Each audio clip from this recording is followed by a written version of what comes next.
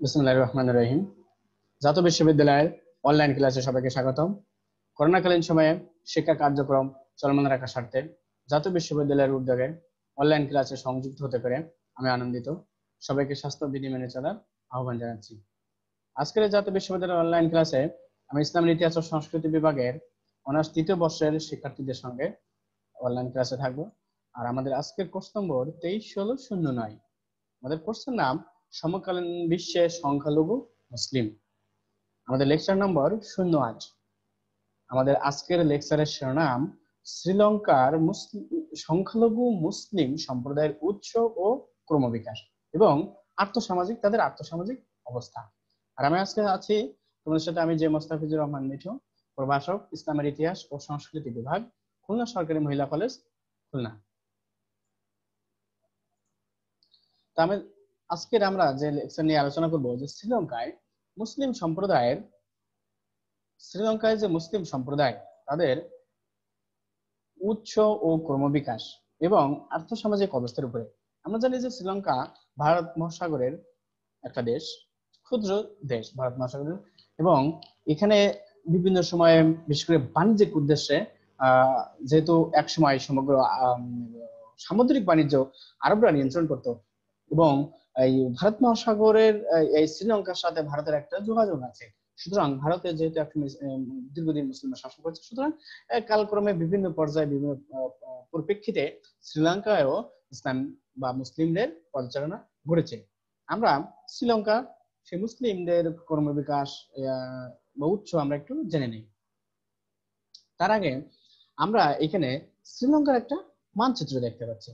আমরা জানি যে শ্রীলঙ্কা বা ইন্ডিয়ান ভারত মহাসাগরের ভিতরে অবস্থিত একটা দ্বীপ রাষ্ট্র শ্রীলঙ্কা, এবং তার রাজধানী হচ্ছে কলম্বো।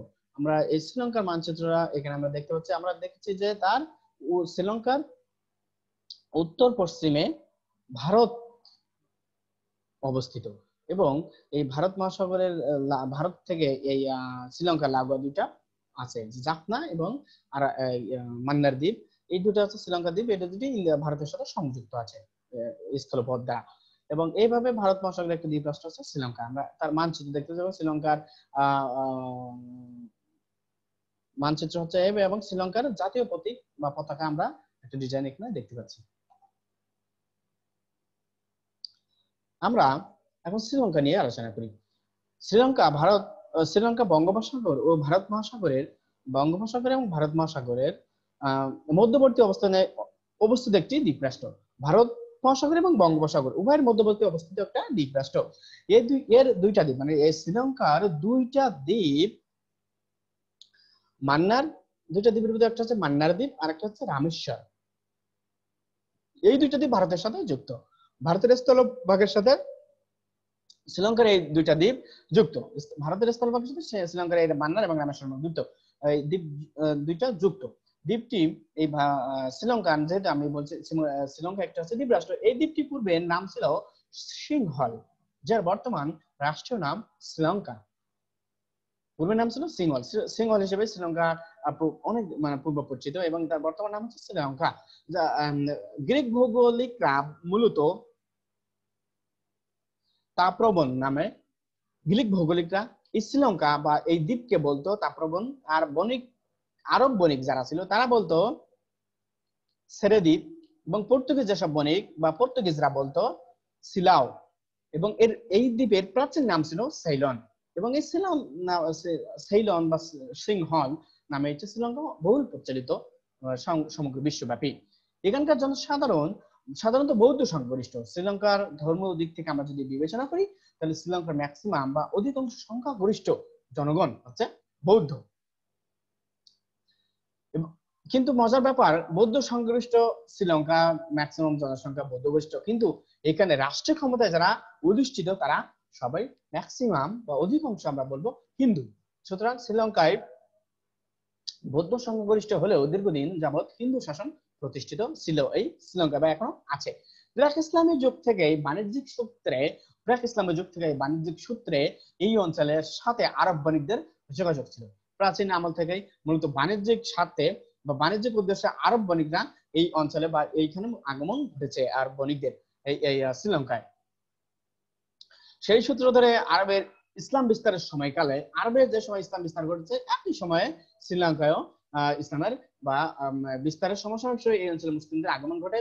এবং এই কিন্তু রাজনৈতিক সহনশীলতার পরিবেশের অভাবে এখানে মুসলমানরা সালতানাত প্রতিষ্ঠার মতো সুযোগ পায়নি বা সুযোগ গ্রহণ করতে পারে নাই, কারণ ডাচ বা পর্তুগিজ বা ব্রিটিশদের নির্যাতনমূলক আচরণ। কিন্তু আমরা দেখবো একই সময়ে অন্য দ্বীপ রাষ্ট্র যেমন মালয় এবং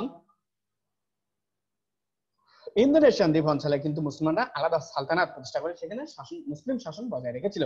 কিন্তু আমরা শ্রীলঙ্কার ক্ষেত্রে কিন্তু সেটা আমরা পাবো না। যেহেতু একই সময় উভয় অঞ্চলে ইসলামের প্রচার ঘটেছে, কিন্তু শ্রীলঙ্কায় ইসলাম প্রতিষ্ঠা লাভ করতে পারে নাই। তার অনেক কারণ ছিল, মূলত রাজনৈতিক কারণে আমরা এখানে পুরো নির্ধারণযোগ্য বলবো। কারণ ডাচ, পর্তুগিজ, ব্রিটিশ এদের নির্যাতনমূলক নীতির আচরণে শ্রীলঙ্কা ইসলাম ওইভাবে বিস্তার করতে পারে নাই, কিংবা তারা সালতানাত আলাদা সালতানাত প্রতিষ্ঠা করতে সক্ষম হয়ে ওঠেনি। বিভিন্ন সময় বিভিন্ন উপনিবেশিক বা শক্তির নজর পড়ে এই শ্রীলঙ্কায়, যেমন 16 শতাব্দীর শেষ এবং 17 শতাব্দীর প্রথমার্ধে ইউরোপের বিভিন্ন সাম্রাজ্যবাদী দেশ এইখানে তাদের দৃষ্টি পড়ে। এবং 1796 সালে ব্রিটিশরা ওলন্দাজদের নিকট থেকে এই ওলন্দাজদের নিকট সমগ্র সিংহল দ্বীপ এক প্রকার দখল করে নেয়। এবং 1802 সাল পর্যন্ত ব্রিটিশরা ওলন্দাজদের এখানে উপনিবেশ প্রতিষ্ঠা করে। 1920 সালে শ্রীলঙ্কার শাসনভার ইংরেজদের নিয়ন্ত্রণে ছিল, এটা আমরা জানি। এবং 1928 সালে ডোনেমোর 1928 সালে ডোনেমন শাসন বা ডোনেমন কমিশন, একটা ডোনেমন কমিশন এই নামে একটি কমিশন গঠন করে এই ইংরেজরা, এবং এর উপর শ্রীলঙ্কার শাসন সংস্কারের দায়িত্বভার ন্যাপন করে। এবং দ্বিতীয় বিশ্বযুদ্ধ পর্যন্ত ইংরেজ সরকার পুরোপুরি শ্রীলঙ্কাকে তার উপনিবেশের মতোই ব্যবহার করে। শ্রীলঙ্কাকে তারা এই ইউরোপিয়ান শাসক বা বিশেষ করে ইংরেজরা এটা তাদের মতো করে উপনিবেশিকের মতো ব্যবহার করে। দ্বিতীয় বিশ্বযুদ্ধের পর অন্যান্য দেশের মতো শ্রীলঙ্কায়ও স্বাধীনতার আন্দোলন শুরু হয়ে যায়, এবং 1974 সালে ব্রিটিশ কর্তৃপক্ষ এই আন্দোলন দমন করার জন্য সোলবারি কমিশন নামে একটি কমিশন গঠন করে এবং এটা খসড়া সংবিধান প্রণয়ন করে। 3 বছর পর 1947 সালে জুন মাসে লর্ড মাউন্টব্যাটেন ব্রিটিশ সরকারের আদেশের মোতাবেক শ্রীলঙ্কাকে শর্তাধীন উপনিবেশিক শাসন বা স্বায়ত্ত শাসন দেয়, এবং এটা হচ্ছে শর্তাধীন শাসন বা স্বায়ত্ত শাসন দেন। অথবা শ্রীলঙ্কার নতুন সংবিধান অর্ডার ইন কাউন্সিল বা সপরিষদের রাজাজ্ঞা বলে কার্যকর করা হয়। 1947 সালে আগস্ট মাসে ভারত এবং পাকিস্তান স্বাধীন হয়ে যায়, এবং ব্রিটেনের এই ডোমিনিয়ন থেকে ভারত এবং পাকিস্তান স্বাধীন হয়ে যায়। ডোমিনিয়ন রাজনৈতিক বৈশিষ্ট্য অনুযায়ী শ্রীলঙ্কার প্রধান শাসক বা গভর্নর জেনারেল ব্রিটিশ রাজা বা রানী কর্তৃক নিযুক্ত হতো, কারণ আরো বলছি শর্তাধীন তাদের স্বায়ত্তশাসন প্রদান করে। 1972 সালে 22 মে এই শ্রীলঙ্কায় পুরোপুরি ভাবে 1972 সালে ব্রিটিশ শাসনের আনুষ্ঠানিকভাবে অবসান ঘটে এবং একটি প্রজাতন্ত্র হিসেবে শ্রীলঙ্কা বিশ্ব মানচিত্রে দাঁড়িয়ে যায়। বিশ্ব মানচিত্রে 1972 সালে শ্রীলঙ্কা ব্রিটিশদের অধীনতা থেকে মুক্ত হয়ে একটা স্বাধীন প্রজাতন্ত্র হিসেবে বিশ্ব মানচিত্রে তাদের অধিকার বা তাদের উপস্থিতি লক্ষ্য করতে পারবো আমরা 1972 সালে।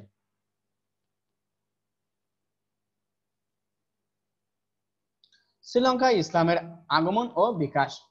বিচিত্র বর্ণ ও সম্প্রদায়ের আবাসভূমি হচ্ছে এই শ্রীলঙ্কা।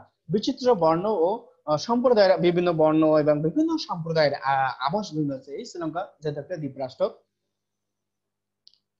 রাজনৈতিকভাবে হিন্দু প্রভাবিত অঞ্চল, রাজনৈতিকভাবে মূলত হচ্ছে হিন্দু প্রভাবিত এই শ্রীলঙ্কা। রাজনৈতিকভাবে মূলত হচ্ছে হিন্দু প্রভাবিত অঞ্চল হলো এখানে বৌদ্ধ বিশ্বাসের মানুষের সংখ্যা প্রায় 68%। সুতরাং সংখ্যাগরিষ্ঠ বৌদ্ধদের সম্প্রদায়ের দেশ হচ্ছে এই শ্রীলঙ্কা। কিন্তু রাজনৈতিকভাবে কিন্তু অধিকাংশ রাজনীতিবিদ কিংবা রাজনৈতিক সবকিছুই আমরা দেখবো যে হিন্দু প্রভাবিত। তাছাড়াও এর অনেক অন্যতম কারণ হচ্ছে যে পার্শ্ববর্তী বৃহৎ হিন্দু রাষ্ট্র ভারত, তার একটা প্রভাব কিন্তু শ্রীলঙ্কা সব সময় লেগেছে। মূলত দ্বীপরাষ্ট্রের ভিতরে শ্রীলঙ্কা এবং মাদাগাস্কার এই অঞ্চলে কিন্তু শ্রীলঙ্কা মানে হিন্দু সংখ্যাগরিষ্ঠ অন্য সম্প্রদায়ের লোক থাকলেও সংখ্যাগরিষ্ঠ রাজনীতিবিদ কিংবা নীতি নির্ধারকরা সবাই হিন্দু ধর্মাবলম্বী। আরবে ইসলাম বিস্তারের সময়কাল থেকে শ্রীলঙ্কা ইসলাম প্রচার ও প্রসার শুরু হলেও আরবে যে সময় ইসলাম প্রচার এবং প্রসার ঘটে সেই সময়কাল থেকে মূলত শ্রীলঙ্কা ইসলামের হাওয়া লাগে, এবং অদ্যাবধি সেখানে মুসলিমদের সংখ্যা কিন্তু খুবই কম, নগণ্য, মাত্র 10%। এই অঞ্চলে ইসলামের প্রচার ও প্রসারের কয়েকটি স্তর আমরা লক্ষ্য করব। শ্রীলঙ্কা ইসলামের আবির্ভূত হয়েছে এবং তাদের প্রসার এবং প্রসার ঘটেছে কয়েকটা পর্যায়ে। আমরা সেই সম্পর্কে একটু দেখে নিই যে কয়েকটা পর্যায়ে যেহেতু শ্রীলঙ্কা ইসলামের আবির্ভাব হয়েছে আমরা সেই সম্পর্কে একটু দেখব। প্রথম পর্যায়ে দক্ষিণ আফ্রিকার অন্যতম প্রধান বাণিজ্যিক কেন্দ্র ছিল এই শ্রীলঙ্কা। দক্ষিণ আফ্রিকার অন্যতম বাণিজ্য কেন্দ্র ছিল শ্রীলঙ্কা। দক্ষিণ আফ্রিকা আফ্রিকা মহাদেশের একটা দেশ, এবং দক্ষিণ আফ্রিকার বাণিজ্য করার জন্য এই শ্রীলঙ্কা হয়ে যেত, কারণ যেহেতু দ্বীপ রাষ্ট্র শ্রীলঙ্কা, এবং শ্রীলঙ্কা অনেক সময় বিরতি কেন্দ্র বা আশ্রয় কেন্দ্র বা কি বলবো যে যাত্রা বিরতি করে শ্রীলঙ্কায় অবস্থান করতো বিভিন্ন বণিকরা। বাণিজ্য দক্ষিণ আফ্রিকার বাণিজ্যের অন্যতম বাণিজ্য কেন্দ্র প্রতিষ্ঠা হয় এই শ্রীলঙ্কাকে। রোমান পর্যটক কসমস শ্রীলঙ্কাকে চীন, রেশম এবং দক্ষিণ পূর্ব এশিয়ার মশলা বাণিজ্যের অন্যতম কেন্দ্রস্থল হিসেবে উল্লেখ করেছেন। আমরা এখানে বলবো যে রোমান একজন পর্যটক, তার নাম হচ্ছে কসমস, তিনি শ্রীলঙ্কাকে উল্লেখ করেছেন যে চীনা, রেশম এবং দক্ষিণ পূর্ব এশিয়ার মশলা বাণিজ্যের কেন্দ্রস্থান। চীন থেকে রেশমের বাণিজ্য, যেসব বণিকরা রেশম বাণিজ্য করতো তারা এই শ্রীলঙ্কায় এসে অবস্থান করতো, যাত্রা বিরতি করতো। আবার দক্ষিণ পূর্ব এশিয়ার মশলা বাণিজ্যের যেসব যারা মশলা বাণিজ্যের সাথে যুক্ত ছিল সেসব বণিকরাও কিন্তু এই শ্রীলঙ্কায় এসে যাত্রা বিরতি করতো। এবং এই সপ্তম এবং অষ্টাদশ শতাব্দীতে বাণিজ্য শক্তি হিসেবে আরব মুসলমানদের অভ্যুদয়ের পর সপ্তম অষ্টাদশ শতাব্দীতে সমগ্র ভূবাণিজ্য, নৌ বাণিজ্যে এককভাবে প্রাধান্য প্রতিষ্ঠা করে কিন্তু আরব বণিকরা।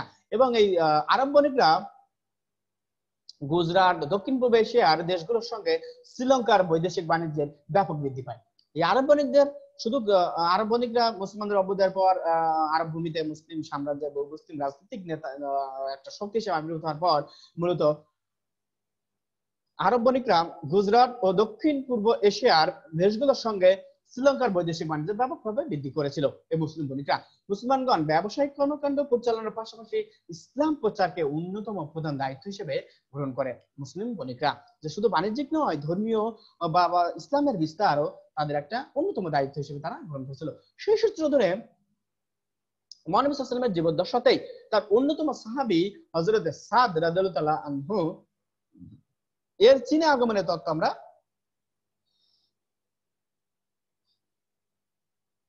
পেয়ে যাব। মহানবী সাল্লাল্লাহু আলাইহি ওয়াসাল্লামের জীবদ্দশায় তার অন্যতম সাহাবী হযরত সাদ রাদিয়াল্লাহু আনহু তিনি চীনে আগমন করেছিলেন। এই তত্ত্ব আমরা চীনা বিভিন্ন ডকুমেন্টসে আমরা পাবো। সেই সাথে সেই একই সময়ে আমরা বলবো সেই সাথে হিজরি প্রথম শতকেই শ্রীলঙ্কাতে মুসলিম বণিকদের আগমনের মাধ্যমে ইসলামের আগমন ঘটেছিল বলে উল্লেখ পাওয়া যায় বিভিন্ন চীনা ঐতিহাসিক দলিলে। আমরা এই সূত্র ডকুমেন্টস পেয়ে যাব যে শ্রীলঙ্কায় যে সময় ইসলামের আবির্ভূত হয়েছে, চীনে যে সময় ইসলামের আবির্ভূত হয়েছে বিভিন্ন আরব বণিকদের মাধ্যমে শ্রীলঙ্কায় বাণিজ্যের জন্য, একই সময়ে চীনে যে সময় মুসলিম বণিকরা বাণিজ্যের জন্য আবির্ভূত হয়েছে, একই সময় শ্রীলঙ্কায়ও মুসলিম বণিকরা বাণিজ্যের জন্য আবির্ভূত হয়েছে। এবং বলা হয় সমসাময়িক কালে, আরবের সমসাময়িক কালেও মূলত এই শ্রীলঙ্কা ইসলামের প্রসার বা ইসলামের আগমন ঘটেছে। ঐতিহাসিক মালিক কেত্তানি তিনি বলছেন যে Islam entered Sri Lanka in the 7th century, সপ্তম শতকে, খ্রিস্টাব্দে সপ্তম শতকে মূলত ইসলামের আবির্ভাব ঘটেছে এই শ্রীলঙ্কায়। উইথ দা আরব ট্রেডার্স, আরব বণিকদের মাধ্যমে ফ্রম সাউথ আরবিয়া, দক্ষিণ আরবের যেসব আরবীয় বণিক তাদের মাধ্যমে মূলত শ্রীলঙ্কায় ইসলামের আবির্ভাব ঘটেছে। ফ্রম দ্য বিগিনিং, শুরুতে Muslim were well received by the local king, যেসব স্থানীয় শ্রীলঙ্কায় যেসব স্থানীয় রাজারা ছিল সেসব রাজারা মুসলমানদেরকে ভালোভাবে Muslim were well they received, গ্রহণ করেছিল কারা?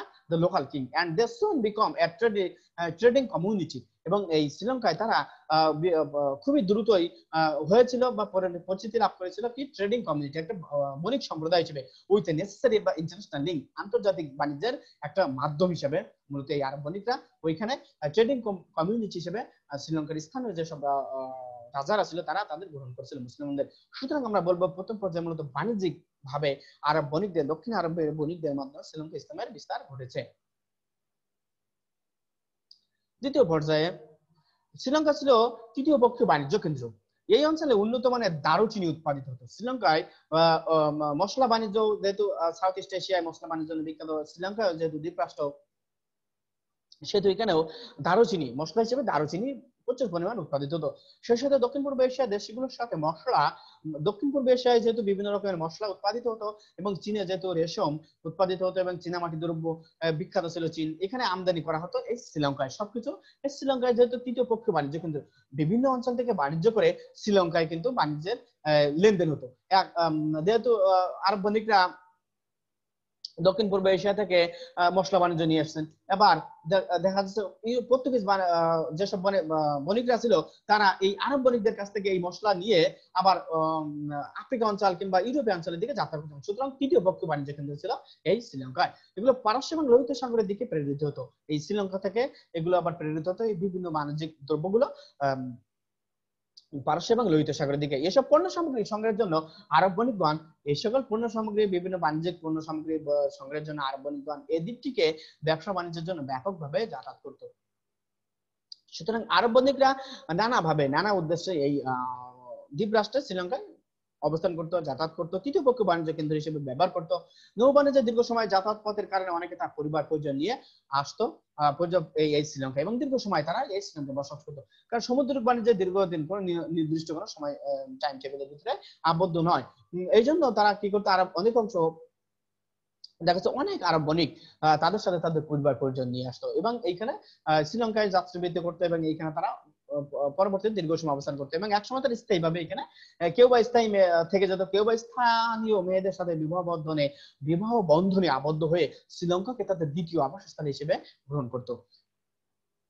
712 খ্রিস্টাব্দে মোহাম্মদ বিন কাসিম আমরা তার বড় উদাহরণ পাই যে শ্রীলঙ্কায় যে মুসলিম বণিকরা ছিল তার সবচেয়ে বড় উদাহরণ আমরা পাবো যে 712 খ্রিস্টাব্দে মোহাম্মদ বিন কাসিম কর্তৃক সিন্ধু অভিযানের অন্যতম কারণ ছিল যে জলদস্যু কর্তৃক মুসলমানদের জাহাজ লুণ্ঠন, যে জাহাজগুলো প্রেরিত হয়েছিল সিংহল রাজা কর্তৃক। এই আরব বণিকদের এই যে শ্রীলঙ্কায় যারা বসবাস করতো এখানে একসময় দুর্ভিক্ষ হয়েছিল বা বিভিন্ন মহামারীতে আক্রান্ত হয়ে অনেক আরব বণিক মারা গিয়েছিল এবং তাদের যে পরিবার পরিজন এবং তাদের ধন সম্পদ ছিল এই সব পরিবার পরিজন এবং ধন সম্পদ 8টি জাহাজে করে এইসব মূল্যবান ধন সম্পদ এবং তাদের পরিবার আরব বণিকদের পরিবার পরিজন সহ জাহাজে করে হাজ্জাজ বিন ইউসুফ দ্যাট মিন্স ইরাকের দিকে প্রেরণ করতেছিল বা আরবের দিকে প্রেরণ করতেছিল। কিন্তু এই বাণিজ্যের জাহাজগুলো সিন্ধুর দেবল বন্দরে এসে কিন্তু সিন্ধুর জলদস্যু কর্তৃক লুণ্ঠিত হয় এবং এই তারই সূত্র ধরে মূলত এবং এই বাণিজ্য জাহাজ লুণ্ঠনের সূত্র বা কারণে আরবরা কিন্তু এই সিংহলের সূত্র ধরে মূলত সিন্ধু অঞ্চল জয় করেছিল।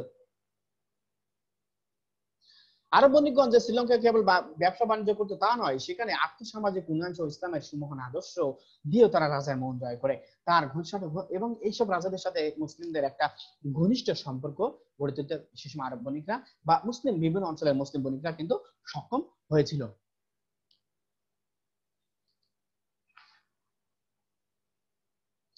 তৃতীয় পর্যায়ে যদি আমরা দেখি, তৃতীয় পর্যায়ে মালয় জগতের পাশাই অঞ্চলে মালয় জগৎ দক্ষিণ পূর্ব এশিয়ার মালয় জগতে বিশেষ করে পাশাই অঞ্চলে ইসলাম প্রতিষ্ঠিত হয় ত্রয়োদশ শতাব্দীতে। এই পাশাই অঞ্চলে ইসলাম প্রতিষ্ঠিত হয় ত্রয়োদশ শতাব্দীতে। পাশাইকে ঘিরে তার পার্শ্ববর্তী রাষ্ট্রসমূহ ইসলাম প্রচার ও প্রসারে মুসলমানগণ বিশেষ ভূমিকা পালন করত। এই মালয় জগতের পাশাই অঞ্চলে ইসলাম প্রতিষ্ঠিত হয় ত্রয়োদশ শতকে, এটা আমরা সবাই জানি। ত্রয়োদশ শতকে মালয় জগতে যেহেতু পাশাই অঞ্চলে ইসলাম প্রতিষ্ঠিত হয়েছে একটা রাজনৈতিক শক্তি হিসাবে, এই পাশাইকে ঘিরে তার পার্শ্ববর্তী রাষ্ট্রসমূহ হয়ে ইসলাম প্রচার ও প্রসারে মুসলমানগণ বিশেষ ভূমিকা পালন করত। পাশাইকে রাজনৈতিক কেন্দ্রবিন্দু হিসাবে মুসলমানরা বণিক হোক আর স্থানীয় অধিবাসী হোক তারা কি করতো, যে পার্শ্ববর্তী অঞ্চলে কিন্তু ইসলামের প্রচার ঘটাতে তারা বিশেষ ভূমিকা পালন করতো। এই সময় উত্তর সিলন বা সেইলন অঞ্চলের শাসনকর্তা ছিলেন চন্দ্রভানু। উত্তর শ্রীলঙ্কার উত্তর অংশে শাসনকর্তা ছিলেন চন্দ্রভানু। তিনি বৌদ্ধ ধর্ম বিদ্বেষী ছিলেন। এই চন্দ্রভানু অনেকটা ছিলেন বৌদ্ধ ধর্ম বিদ্বেষী এবং বৌদ্ধ ধর্মের মূল উৎপাদন করার জন্য তিনি দৃঢ় প্রতিজ্ঞাবদ্ধ হয়েছিলেন এবং তিনি তার এই বৌদ্ধ ধর্মের মূল উৎপাদন করার জন্য পার্শ্ববর্তী শাসকদের সহায়তা কামনা করছিলেন। এই চন্দ্রভানু তিনি নিজে এই চন্দ্রভানু তিনি বৌদ্ধ ধর্মের বিদ্বেষী ছিলেন এবং বৌদ্ধ ধর্মকে তিনি ধ্বংস করার জন্য বা মূল উৎপাদন করার জন্য পার্শ্ববর্তী যেসব রাজা ছিল তাদের সাহায্য বা সহযোগিতা তিনি কামনা বা চেয়েছিলেন এই চন্দ্রভানু। এবং তিনি মালয় রাজ নাখন শ্রী ধাম্মারাতকে সহযোগিতার জন্য আমন্ত্রণ জানান। এই চন্দ্রভানু সে সময় মালয় রাজ নাখন শ্রী ধাম্মারাতকে তাকে সামরিক সহায়তা দেওয়ার জন্য আমন্ত্রণ জানান। তিনি উত্তর শ্রীলঙ্কার ক্রীড়া এবং মালয় উপদ্বীপের সংযোগস্থলে মালয় সৈন্য সহ সহযোগিতার জন্য এগিয়ে আসেন এই চন্দ্রভানু সহযোগিতার জন্য নাখন শ্রী ধাম্মারাত তিনি এগিয়ে আসেন কোথায়, শ্রীলঙ্কার ক্রীড়া এবং মালয় উপদ্বীপের সংযোগস্থল পর্যন্ত তিনি সৈন্য সহ এগিয়ে আসেন এবং 1247 সালে আগত উক্ত মালয় সৈন্যদের সাথে বেশ কিছু মুসলমান সৈন্য কিন্তু এই শ্রীলঙ্কায় এসেছিল। তারা নিম্ন বর্ণের হিন্দু সহ নির্যাতিত বৌদ্ধদের মাঝে ইসলামের সাম্য শান্তি সুমন আদর্শ প্রচার বা প্রসার করতে সক্ষম হন। এই সময় মালয় থেকে যেসব সৈন্যবাহিনী হিসেবে যারা এসেছিল, তারা এইসব সৈন্যবাহিনী মুসলিম সৈন্যগণ শ্রীলঙ্কা এসেছিল, তারা নিম্নবর্ণের যেসব হিন্দু ছিল এবং নির্যাতিত যেসব বৌদ্ধ ছিল তাদের মাঝে ইসলামের সুমহান আদর্শ প্রচার করতে সক্ষম হয়েছেন এবং শ্রীলঙ্কায় ইসলাম বিস্তারে একটা তৃতীয় পর্যায়ে একটা গুরুত্বপূর্ণ ভূমিকা পালন করেছিল। চতুর্থ পর্যায়ে আমরা এই সময় দেখবো যে 1858 সালে বাগদাদ ধ্বংস হলে শ্রীলঙ্কার মুসলমানদের সাথে আরবীয় বণিক যোগাযোগ অনেকটা হ্রাস পাইছিল। কারণ যেহেতু বাগদাদে কেন্দ্রীয় মুসলিম শাসনের অবসান ঘটেছে এবং সেহেতু এইখানে অনেক সময় স্থানীয় যেসব আরব বণিকরা ছিল তারা আর বহির্বিশ্বে যোগাযোগ ওইভাবে রক্ষা করতে পারে না এবং সেই সাথে আরবীয় বণিকদের সাথে এই শ্রীলঙ্কার মুসলিমদের যোগাযোগ হ্রাস পেয়েছিল। অনেক আরবীয় বণিক আর দেশে ফিরে যায় নাই, কারণ যেহেতু বাগদাদ ধ্বংস হয়ে গেছে। আর কারণ সেই সময় জ্ঞান বিজ্ঞান শিল্প বাণিজ্যের অন্যতম কেন্দ্র ছিল বা মুসলিম শাসনাদের কেন্দ্র ছিল এই বাগদাদ নগরী ধ্বংস হয়ে যাওয়ার পর অনেক আরব যারা বহির্বিশ্বের বিভিন্ন অঞ্চলে ছিল তারা ফিরে যায়নি। শ্রীলঙ্কার একই অবস্থা ঘটেছিল। শ্রীলঙ্কার যেসব আরব বণিকরা ছিল তারা আর স্বদেশে দ্যাট মিন্স আরবে ফিরে যায়নি, তারা শ্রীলঙ্কাকে আবাসস্থল হিসেবে বেছে নিয়েছিল। অন্যদিকে শ্রীলঙ্কার মুসলমানগণ দক্ষিণ ভারতের মুসলমানদের সাথে বাণিজ্যিক যোগাযোগ প্রতিষ্ঠা করে। যেহেতু এখন তাহলে শ্রীলঙ্কার যেসব দক্ষিণ ভারতের মুসলমানদের সাথে শ্রীলঙ্কার যেসব আরব মুসলমান ছিল তারা এবার বাণিজ্যিক যোগাযোগ স্থাপন করতে বা প্রতিষ্ঠা করে। এই আরবীয়রা দক্ষিণ ভারতের আরবীয় তামিল মুসলিম নামে অভিহিত হয়। এসব মুসলমানরা দক্ষিণ আরবের আরবীয় তামিল নামে পরিচিত। পঞ্চম পর্যায়ে শ্রীলঙ্কায় ইসলাম বা তথা প্রচার এবং প্রসার। এই চতুর্দশ, পঞ্চদশ এবং ষষ্ঠদশ শতাব্দীর প্রথমার্ধ ছিল মুসলমানদের কাছে স্বর্ণযুগ। এই চতুর্দশ, পঞ্চদশ এবং ষষ্ঠদশ শতাব্দী এই প্রথমার্ধে ছিল মুসলমানদের স্বর্ণালী যুগ। এই সময়ে দক্ষিণ পূর্ব এশিয়ার বিশেষত মালয় অঞ্চলের মুসলমানগণ সালতানাত প্রতিষ্ঠা মধ্য দিয়ে বাণিজ্যিকভাবে একক প্রাধান্য প্রতিষ্ঠা করতে সক্ষম হয় নৌ বাণিজ্যে। একই সময় চতুর্দশ, পঞ্চদশ, ষষ্ঠদশ এই শতকের ভিতরে এটা ছিল মুসলমানদের কাছে স্বর্ণযুগ, কারণ এই সময়ে মালয় অঞ্চলে ব্যাপকভাবে ইসলামের প্রচার ঘটে এবং মালয় অঞ্চলে অনেকগুলো ক্ষুদ্র মুসলিম বা ইসলামিক সালতানাত প্রতিষ্ঠা করতে সক্ষম হয় মুসলিমরা। তারই সেই প্রভাবে পার্শ্ববর্তী অঞ্চলসমূহে ইসলামের সমান বাণী প্রচার ও প্রসারে ব্যাপক তৎপরতা তথা কর্মসূচি আমরা লক্ষ্য করব। সেই একই সময়ে যে সময় তারই প্রভাবে বা ইসলামের সমান বাণী তৎপরতা কর্মসূচি আমরা গ্রহণ করবো। এর সূত্র ধরে আরবীয় বণিকদের পাশাপাশি ভারতীয় এবং মালয়ীগণ ইসলামের প্রচার বা সেই সময় বিভিন্ন বণিক পাশাপাশি আরবীয় বণিক, তাদের পাশাপাশি ভারতীয় বণিক, মালয়ী যেসব মুসলিম বণিক তারা এবং ইসলাম প্রচারক আউলিয়া কেরাম এই সময় সিংহলে ইসলামের প্রচার ও প্রসারে ব্যাপক ভূমিকা পালন করে। ইসলামের প্রচারে কিন্তু পীর ইসলাম প্রচারক আউলিয়াদের অনেক ব্যাপক অংশ লক্ষ্য করবো সারা পৃথিবী ব্যাপী। এই সময় স্থানীয় বণিক শ্রেণী বা রাজ পরিবারের সদস্য, স্থানীয় যেসব বণিক ও বিধর্মী ছিল বা রাজ পরিবারের অন্যান্য সদস্য, রাজসভার আমত্ত প্রভৃতি অভিজাত শ্রেণী থেকে শুরু করে নিম্ন বর্ণের হিন্দু এবং নির্যাতিত বৌদ্ধ সম্প্রদায়ের লোকজন ব্যাপকভাবে ইসলামের ধর্মে দীক্ষিত হতে শুরু করবে, ইসলাম গ্রহণ করতে থাকে। মুসলমানগণ রাষ্ট্রীয় ক্ষমতায় অধিষ্ঠিত না হলেও সমাজ পরিবর্তনে একটা ব্যাপক ভূমিকা পালন করেছিল। মুসলমানরা রাষ্ট্রীয় ক্ষমতায় অধিষ্ঠিত না হলেও সমাজ পরিবর্তনের প্রধান ভূমিকা ছিল কিন্তু এই মুসলিমরা। এজন্য এই মালিক কিরতানি বলেন যে by the 16th century the Muslims were well concerned in the southwest coast with the main concern Colombo, Bruala and Goal, শ্রীলঙ্কার গল এই অঞ্চলে মূলত মুসলমানরা সংঘর্ষতা লাভ করেছিল। ষষ্ঠ পর্যায়ে আমরা দেখবো মুসলমানদের আগমনে। এই পর্যায়ে শ্রীলঙ্কায় তথা মুসলিমদের আগমন ঘটে মূলত ডাচ এবং ব্রিটিশদের মাধ্যমে। ষষ্ঠ পর্যায়ে শ্রীলঙ্কায় ইসলাম তথা মুসলিমদের আগমন ঘটে ডাচ ও ব্রিটিশদের মাধ্যমে অষ্টাদশ এবং ঊনবিংশ শতকে। ষষ্ঠ পর্যায়ে মূলত অষ্টাদশ এবং ঊনবিংশ এই শতাব্দে আধুনিক যুগে এই অষ্টাদশ এবং 19 শতাব্দে শ্রীলঙ্কায় ইসলাম তথা মুসলিমদের আগমন ঘটে ডাচ এবং ব্রিটিশদের দ্বারা, ব্রিটিশ এবং ডাচদের দ্বারা। ডাচরা প্রথমে মালয়েশিয়া ও ইন্দোনেশিয়া থেকে মুসলিমদের নির্বাসনে হঠাৎ শ্রীলঙ্কা এরা মূলত ছিল প্রতিরোধকারী।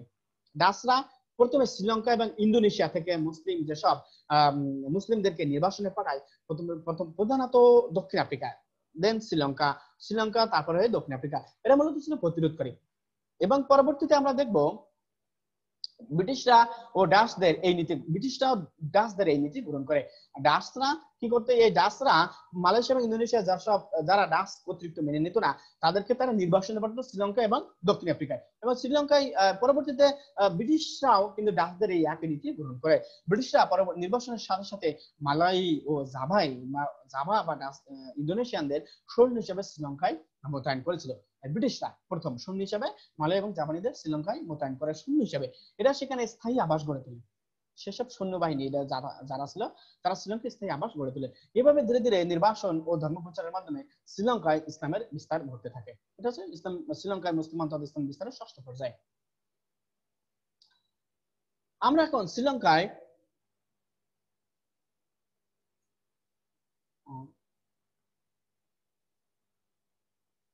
মুসলিমদের নৃতাত্ত্বিক বিভাজন করব। নৃতাত্ত্বিক ভাবে শ্রীলঙ্কায় মুসলিমদের আগমন বা বসতি, ধর্ম, ভাষা, আচরণ ইত্যাদির উপর ভিত্তি করে নৃতাত্ত্বিক ভাবে আমরা শ্রীলঙ্কার মুসলিম সমাজকে চারটা ভাগে ভাগ করবো। চারটা ভাগে, the Ceylon Moor, the Malays, the Bohras and Memons এবং ইন্ডিয়ান মুরস। এই চারটা শ্রেণীতে শ্রীলঙ্কায় যত মুসলিম আছে তা সবাই এই চারটা শ্রেণীর কোনো না কোনো উৎস থেকেই তারা শ্রীলঙ্কার মুসলিম। এবং শ্রীলঙ্কার প্রত্যেক মুসলিম এই চারটা অংশে কোনো না কোনো ভাবে তারা জড়িত। যেমন আমরা দেখব দ্য সেইলন মুরস। শ্রীলঙ্কার মুসলমানদের ইতিহাসে মুরদের ইতিহাসে প্রাচীন। শ্রীলঙ্কার মুসলিমদের ইতিহাসের মধ্যে এই মুরদের ইতিহাসে সর্বপ্রাচীন। শ্রীলঙ্কার মুসলমানদের মধ্যে এরা হচ্ছে সংখ্যাগরিষ্ঠ। এই সেইলন মুররা শ্রীলঙ্কার মুসলমানদের যত মুসলমান আছে তার ভিতরে এরাই সংখ্যাগরিষ্ঠ। বলা হয় শ্রীলঙ্কার মোট মুসলমানদের জনসংখ্যা যারা আছে তার ভিতরে 93% হলো এই সেইলন মুরস। এরা মূলত শ্রীলঙ্কার দক্ষিণে বসবাস করে। এই সেইলন মুররা সংখ্যা অনেক বেশি, তারা প্রায় শ্রীলঙ্কার মোট মুসলমানদের যারা আছে তার ভিতরে 96% হচ্ছে এই সেইলন মুর, এবং এরা শ্রীলঙ্কার দক্ষিণ অংশে বসবাস করে। এরা মাযহাবের শাফিঈ মাযহাবের অনুসারী, এবং এই শ্রীলঙ্কার এই সেইলন মুরের ভিতরে প্রায় 90% এই শাফিঈ, এবং প্রকৃতিতে এরা সুন্নি আর জাতিতে এরা ছিল আরবীয়। অষ্টম থেকে পঞ্চদশ শতক পর্যন্ত এরা এখানে বলবো যে অষ্টদশ থেকে অষ্টম এবং পঞ্চদশ শতকের এই সময়ের ভিতরে এরা এখানে আগমন করেছে শ্রীলঙ্কায়। এদের ভাষা ছিল আরবি। বর্তমানে এই সম্প্রদায়ের মধ্যে বিখ্যাত একজন হলেন রিজভী শরীফ, যিনি একটি বিশ্ববিদ্যালয়ের মেডিসিন বিভাগের অধ্যাপক। তাছাড়া এমসিএস কাল্লেল, যিনি মন্ত্রিপরিষদ সদস্য, কাল্লেল মন্ত্রিপরিষদ সদস্য। তাছাড়া ক্রিটিকার পারভেজ মারুফ বিখ্যাত, তিনি এই সেইলন মুর বংশোদ্ভূত। শ্রীলঙ্কার মুসলমানদের মধ্যে সর্ববৃহৎ নৃতাত্ত্বিক গোষ্ঠী হচ্ছে এই সেইলন মুর। বর্তমানে এদের ভাষা তামিল এবং আরবি যৌথ। কেউ তামিল ভাষায় কথা বলে, কেউ আরবি ভাষায় কথা বলে এই সেইলন মুররা। আমরা নেক্সট দেখবো দা মালয়িস। জাভার কাছের এই অঞ্চলের এদের বসবাস। জাভার কাছের অঞ্চলে প্রাথমিকভাবে এদের বসবাস ছিল। এদের সংখ্যা প্রায় 50,000 শ্রীলঙ্কায়। এরা প্রথমে ডাচদের এবং পরে ব্রিটিশদের দ্বারা এখানে সৈন্য হিসেবে আসে এই মালয়ীরা। আমি বলেছি যে ডাচরা তো নির্বাসন পদ্ধতি চালু করে এবং ব্রিটিশরা এই নির্বাসন ব্যবস্থা বহাল রাখে, এবং সাথে সাথে এই সৈন্য বাহিনীতে কিন্তু ব্রিটিশরা এই মালয়ীদের নিয়োগ করে, এবং তার ভিতরে এই মালয়ীরা এই দা মালয়িস এরা প্রথমে ডাচদের দ্বারা এবং পরে ব্রিটিশদের দ্বারা সৈন্য হিসেবে এই শ্রীলঙ্কা আসে। এবং 1796 থেকে 1947 সাল পর্যন্ত ব্রিটিশরা সৈন্য হিসেবে মালয়ীদেরকে শ্রীলঙ্কায় নিয়ে আসে বিভিন্ন সময় বিভিন্ন পর্যায়ে। এবং শ্রীলঙ্কার নাগরিক হিসেবে স্থায়ীভাবে বসবাস করে এই মালয়ীরা। এদের ভাষা হচ্ছে ভাষা মালয়ী। এইসব মালয়ীদের ভাষা হচ্ছে ভাষা মালয়ী। বাহারুজ বা মেমন্স, এরা উত্তর ভারত তথা পাকিস্তান থেকে শ্রীলঙ্কা এসেছে। এই বাহারুজ বা মেমন্স উত্তর ভারত তথা পাকিস্তান থেকে এই শ্রীলঙ্কায় এদের এসেছে এবং বসতি স্থাপন করেছে বিভিন্ন সময়ে। এদের মধ্যে গুজরাট অঞ্চল থেকে আসে দাউদি, বহরা। এই বহরা যারা ছিল এরা গুজরাট অঞ্চল থেকে আসছে, তাদের উপাধি হচ্ছে দাউদি বহরা। এরা এই বহরা আছে অধিকাংশ শিয়া মতাবলম্বী, এবং মেমন্স এরা হচ্ছে সুন্নি মতাবলম্বী। এরা বর্তমান পাকিস্তানের সিন্ধু অঞ্চলে থেকে এসেছে, এবং সিন্ধু অঞ্চলে এখনো এদের সংশ্লিষ্ট সম্প্রদায় উল্লেখযোগ্য অংশে বসবাস করে এই মেমন্সরা। সুতরাং ভারত এবং পাকিস্তানের উল্লেখযোগ্য অংশ এই মুসলমানরা এই শ্রীলঙ্কায় এসে বসতি স্থাপন করেছে, এবং মুসলমানদের বিকাশে এরা উল্লেখযোগ্য ভূমিকা পালন করেছে। ইন্ডিয়ান মুসলিম, গুজরাট অঞ্চল থেকে দাউতি, বহরা এবং খোজা মুসলমানরা শ্রীলঙ্কা আসে বিভিন্ন সময়, এবং দক্ষিণ ভারত থেকে এরা মূলত শ্রীলঙ্কায় আসে। দক্ষিণ ভারতীয় অঞ্চল থেকে এই সব মুসলিমরা শ্রীলঙ্কায় এসেছে। এরা ছিল শিয়া মতাবলম্বী ধর্মে, এরা ছিল মুসলিম এবং মতের দিক থেকে এরা ছিল শিয়া মতের বিশ্বাসী। এরা মূলত ছিল তামিলনাড়ু রাজ্যের। এরা অধিকাংশ হানাফি এবং সুন্নি মাযহাবের বিশ্বাসী। তামিলনাড়ু রাজ্যে এরা সে থেকে মূলত এই শ্রীলঙ্কায় এসেছে। মালিক ইত্তানি তিনি বলেন this the present Muslim population of Sri Lanka received from South Arabia. Its school তিনি একটা ওভারঅল একটা সংজ্ঞায়িত করছেন যে এই মুসলিম যারা এসেছে শ্রীলঙ্কায় এই পপুলেশনের অধিকাংশ শ্রীলঙ্কায় গৃহীত হয়েছে সৌদি আরবে দক্ষিণ আরব থেকে। তাদের স্কুল বা তাদের মতাবলম্বী ছিল তারা শাফি মতাবলম্বী এন্ড ফ্রম সাউথ ইন্ডিয়ান, এবং সাউথ ইন্ডিয়ান থেকে যারা এসে ইস্ট ল্যাঙ্গুয়েজ তাদের ভাষা ছিল Tamil, which is different from the language of the majority. তাদের ভাষা যে মেজরিটির সিংহলী ভাষা তাদের থেকে তারা পৃথক ছিল। এটা হচ্ছে মালিক ইত্তানি ওভারঅল নৃতাত্ত্বিক বৈশিষ্ট্যের উপর ভিত্তি করে এই সংজ্ঞাটা প্রদান করেছে। শ্রীলঙ্কায় মুসলিম জনসংখ্যা 1901 সালে মুসলমানদের সংখ্যা ছিল 2,48,000, যা মোট জনসংখ্যার প্রায় 6.9%। 1971 সালে এসে দাঁড়ায় 9,10,000। শ্রীলঙ্কায় 9,10,000 মুসলিম, যা মোট জনসংখ্যার প্রায় 7.2। 1981 সালে এসে দাঁড়ায় 11,34,000, যা মোট জনসংখ্যার 6.6%। 2012 সালে আদমশুমারি অনুযায়ী শ্রীলঙ্কায় বর্তমান মুসলমানদের সংখ্যা 19,67,267 জন, যা মোট জনসংখ্যার 9.7%। কিন্তু অনেক মুসলিম ঐতিহাসিক বিশেষ করে শ্রীলঙ্কার মুসলিমরা মনে করে যে তাদের সংখ্যা সরকার ইচ্ছাকৃতভাবে বা পরিকল্পিতভাবে বা রাজনৈতিক উদ্দেশ্যে গোপন রেখেছে। শ্রীলঙ্কার মুসলিমদের সংখ্যা আরো অনেক বেশি, কারণ রাজনৈতিকভাবে মুসলিমদের সংখ্যা প্রকাশ করে না, কারণ যেহেতু অনেক বেশি হয়ে গেছে তারা হয়তো কোনো অঞ্চল নিয়ে বা সাম্প্রদায়িক বিভিন্ন সময় কোনো সংঘর্ষ হইতে পারে সেজন্য, কিংবা রাজনৈতিকভাবে মূলত মুসলিমদেরকে ডমিনেট করার জন্য শ্রীলঙ্কায় প্রকৃত মুসলমানদের সংখ্যা তারা কখনোই প্রকাশ করে না। শ্রীলঙ্কার 24টা জেলার মধ্যে 60টি জেলায় মুসলমানরা বেশি বাস করে। শ্রীলঙ্কার মোট 24টা জেলা, এর মধ্যে 60টি জেলায় মুসলমানরা বেশি বাস করে। 24টা জেলার মধ্যে 60টি জেলায় মুসলমানরা হচ্ছে সংখ্যাগরিষ্ঠ। আবার এদের মধ্যে 20% মূলত 4টা জেলায় বাস করে। 24টা জেলা শ্রীলঙ্কার, 24টা জেলা নিয়ে শ্রীলঙ্কা গঠিত, এবার 60টি জেলায় মুসলিমদের সংখ্যা অনেক বেশি। আবার এদের ভিতরে আবার 20% মূলত 4টা জেলায় বাস করে। শ্রীলঙ্কার মুসলিমদের বসবাসের এই 4টা অঞ্চলকে ভাগ করা যায়। সামগ্রিকভাবে শ্রীলঙ্কার মুসলমানদেরকে 4টা অঞ্চলে ভাগ করা যায়, যা কস্ট কোস্ট এই অঞ্চলের ভিতরের জেলাগুলো হচ্ছে ত্রিকোমালি এবং বাতিহিকোলাও এবং আম্পারিও। এই অঞ্চলে প্রায় 28% মুসলমান বাস করে। তারপরে নর্থ ওয়েস্ট কোস্ট মানে মান্নার এবং পুত্তালাম, এখানে 7.10% মুসলমান বাস করে। কলম্বোতে প্রায় 10% মুসলমান বাস করে এবং ক্যান্ডি অঞ্চলে প্রায় 5% মুসলিম বাস করে। তবে জেলা হিসেবে আমরা যদি বলি আম্পারাইতে 43% মুসলমান বাস করে এবং ত্রিনকোমালো এখানে প্রায় 42% মুসলমান বাস করে। তারপরে ভাতিকোলাও এখানে 24.1%, পুত্তালাম এখানে 20%, মান্নার দ্বীপে আছে এখানে প্রায় 28.1%, কলম্বোতে 10% মুসলিম এবং ক্যান্ডিতে প্রায় 5%। অঞ্চল ভিত্তিক বিভিন্ন অঞ্চলে বিভিন্ন অংশে মুসলিমরা বাস করে থাকে। মুসলমানদের অর্থনৈতিক অবস্থা, মুসলমানদের মধ্যে প্রায় শতকরা 90% কৃষিজীবী এবং শ্রমিক হিসেবে আছে। মুসলমানদের মধ্যে শতকরা প্রায় 90% কৃষি বা মৎস্যজীবী, যেটা বলি মৎস্যজীবী এবং কৃষিজীবী বা শ্রমিক। বাকি 9% ব্যবসায়ী এবং 1% সরকারি চাকরিতে সুযোগ পায়। শ্রীলঙ্কার মুসলমানরা শ্রীলঙ্কায় প্রায় দ্বিতীয় এবং তৃতীয় শ্রেণীর নাগরিক হিসেবে বাস করে। সুতরাং অর্থনৈতিকভাবে খুবই তারা চরম দৈন্য দেশের ভিতরে বাস করে। ধনী শ্রেণীদের সংখ্যা শ্রীলঙ্কায় মুসলিম ধনী শ্রেণীদের সংখ্যা খুবই কম। এর কারণ ছিল সরকার কর্তৃক দমননীতি, কারণ বিভিন্ন সময় ডাচ এবং ইংরেজরা মুসলমানদেরকে নির্বাসনে পাঠিয়েছে এবং তারা অর্থনৈতিকভাবে তাদের ডমিনেট করছে। যেমন 1990 সালে এলটিটিই হঠাৎ করে 15,000 মুসলিমকে হত্যা করে বা বহিষ্কার করে শ্রীলঙ্কা থেকে, যার ফলে অর্থনৈতিকভাবে মুসলমানরা চরমভাবে পিছিয়ে যায়। বর্তমানে মুসলমানরা চিকিৎসক, আইনজীবী হিসেবে উপস্থিতি শ্রীলঙ্কায় যথেষ্ট বা পরিলক্ষিত হচ্ছে। রাজনৈতিক অবস্থা, শ্রীলঙ্কার রাজনৈতিক অবস্থা কেমন? রাজনৈতিক দিক থেকে মুসলমানরা কখনো সুবিধাজনক অবস্থায় আসতে পারে নাই। রাজনৈতিকভাবে শ্রীলঙ্কায় মুসলমানরা কখনো সুবিধাজনক অবস্থায় আসতে পারে নাই।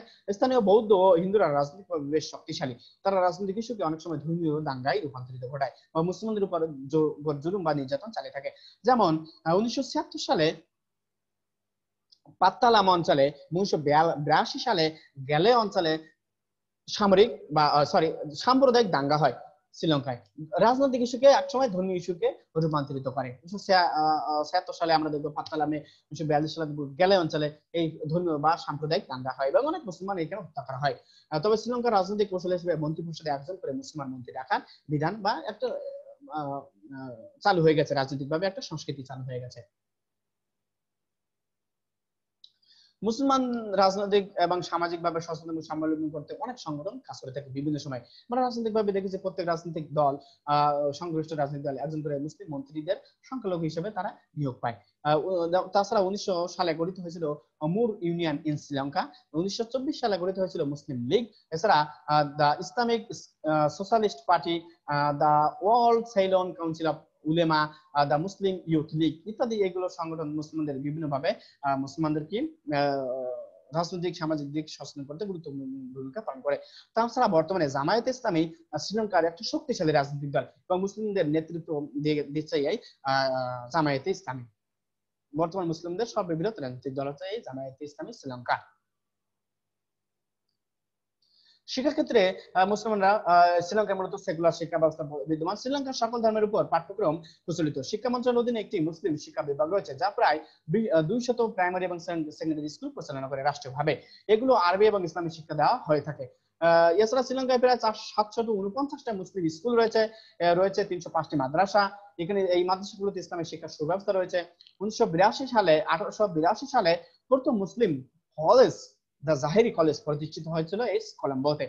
বর্তমান শ্রীলঙ্কায় একটি মুসলিম মহিলা কলেজ রয়েছে। বেরুওয়ালাতে একটি ইসলামিক বিশ্ববিদ্যালয় প্রতিষ্ঠা হয়েছে যা জামিয়া লামিয়া, এই জামিয়া নালিমিয়া নামে পরিচিত, জামিয়া নালিমিয়া বিশ্ববিদ্যালয় নামে পরিচিত। এই একটা ইসলামিক বিশ্ববিদ্যালয় শ্রীলঙ্কায়। সেক্ষেত্রে সুতরাং মুসলিমরা আধুনিক কালে অনেকটা এগিয়ে যাচ্ছে এবং তারা যেহেতু এখানে শিক্ষা গ্রহণ করে তার প্রাচ্য পাশ্চাত্যের বিভিন্ন অঞ্চলে তারা ছড়িয়ে ছিটিয়ে যাচ্ছে উচ্চ শিক্ষা গ্রহণ করার জন্য। শ্রীলঙ্কার মুসলিমদের ধর্মীয় অবস্থা। মুসলমানদের মধ্যে মূল মুসলিমগণ মূলত সুন্নি এবং শাফি মাযহাব অনুসারী, দাওয়াতি, বোহরা এবং খোজা মুসলমানরা শিয়া মতাবলম্বী। শ্রীলঙ্কায় প্রায় 2000 মসজিদ রয়েছে। পুরো শ্রীলঙ্কায় 2000-এরও অধিক মসজিদ রয়েছে। বৃহৎ মসজিদগুলো সরকারি ট্রাস্টি বোর্ড এবং এর তত্ত্বাবধানে এবং অধিকাংশ মসজিদ ওয়াকফ বোর্ড কর্তৃক পরিচালিত হয়ে থাকে। মসজিদগুলোর কোরআন শিক্ষা দেওয়া হয়ে থাকে। এইসব মসজিদগুলোতে মূলত ধর্মীয় শিক্ষা বা মক্তব হিসেবে ব্যবহৃত হয়। তবে শ্রীলঙ্কার তামিল ও শ্রীলঙ্কান ভাষায় ইসলামিক গ্রন্থের সংকট রয়েছে অনেক। শ্রীলঙ্কায় হিজাবের উপর বিধিনিষেধ রয়েছে বা আরোপ করা হয়ে থাকে বিভিন্ন সময়। শ্রীলঙ্কার বৈদেশিক যোগাযোগ কমানোর জন্য কিন্তু ইচ্ছা করলে কেউ হজ করতে যেতে পারে না এবং হজের উপর বিধিনিষেধ বিভিন্ন সময় আরোপিত হয়েছে। এমালে কিত্তানি বলেন যে Muslim are completely integrated in the country and serve it most sincerely as they did for 1000 years. মুসলিম সংগঠনের ভিতরে উল্লেখযোগ্য মুসলিম সংগঠন আমরা লক্ষ্য করব। শ্রীলঙ্কার মুসলিম সংগঠনের ভিতরে the World Ceylon Muslim Education Conference, the University Muslim Majlis, International Muslim Institution, Moor Islamic culture home, all Ceylon Moors Association উল্লেখযোগ্য। ঐতিহাসিক কেমাল কেতানি তিনি বলেন যে Muslims are completely integrated in the country and serve it most sincerely as they did of for 1000 year. বিভিন্ন সময় হাজার বছর ধরে তাদের সংগঠনগুলো এখানে গড়ে উঠেছে।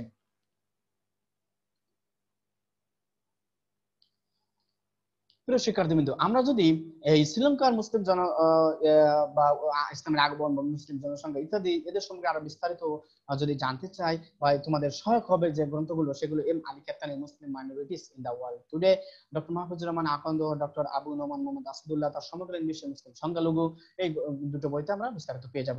এবং তাছাড়া উইকিপিডিয়াতে আমরা শ্রীলঙ্কা মুসলিমদের উপরে বিস্তারিত পাবো এবং বিভিন্ন অনলাইন ম্যাগাজিনে আমরা এই শ্রীলঙ্কা মুসলিমদের উপরে বিস্তারিত পেয়ে যাব।